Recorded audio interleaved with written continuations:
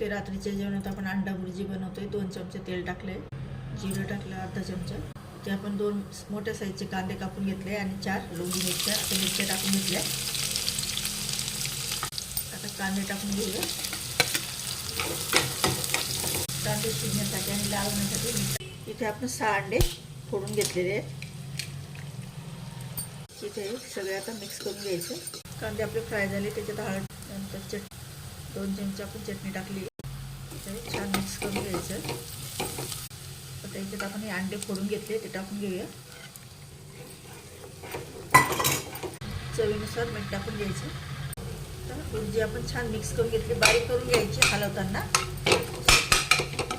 चमच्याने तोडून घ्यायची। 3-4 मिनिट वाफ बसू दे त्याला। तर इथे आपली अंडा भुर्जी मस्तपैकी गरम गरम तयार झालेली, पोळीवर खाऊ शकतात, ब्रेड बरोबर, पाव बरोबर।